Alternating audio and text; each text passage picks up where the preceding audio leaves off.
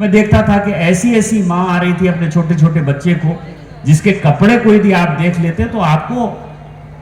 इस स्मारिका में प्रशांत जी थोड़ा आप सामने आ जाएं, और सुमन वाजपेयी जी, सुमन जी ने प्रशांत जी ने आलेख कलेक्ट किया, और सुमन वाजपेयी जी को एक सम्मानित करेंगे आदरणीय सांसद जी।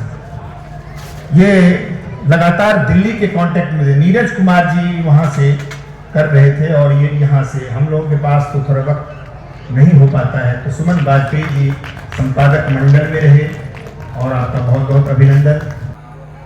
अब जब आपने शुरू किया तो आपने कोई इच्छा नहीं रखा ना, आपने समाज को कहा कि मदिरालय नहीं चाहिए, पुस्तकालय चाहिए, पुस्तकालय की तरफ बढ़ो। रघुवंश बाबू आपको पता है कि हमेशा पार्लियामेंट में ये चीज बोलते रहे। नीरज जी यहाँ नहीं है जो कि इसके संपादक हैं, नीरज जी भी लगातार दिनकर विचार मंच के माध्यम से इन चीजों को आगे बढ़ाते रहे। यह समाज को देने का सवाल है। समाज को जब आप पुस्तक देंगे, बच्चे जब पुस्तक पढ़ेंगे, तो निश्चित तौर पर, मैं एक दिन युधिष्ठिर बाबू के साथ यही सामने बैठा हुआ था, मैं देखता था कि ऐसी ऐसी माँ आ रही थी अपने छोटे छोटे बच्चे को, जिसके कपड़े को यदि आप देख लेते तो आपको सवाल ही नहीं है, सोच सकते थे कि ये किताब भी खरीदने की है।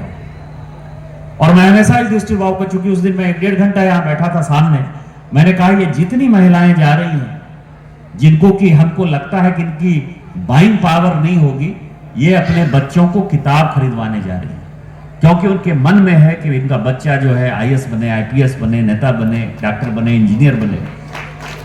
और इस सोच को आपने डेवलप किया, और जितने लोगों के लिए मैंने कहा संयोग से युधिष्ठिर बाबू को, वो सारी माताएं अपने बच्चों को उसी तरह से किताब खरीदवाते गई।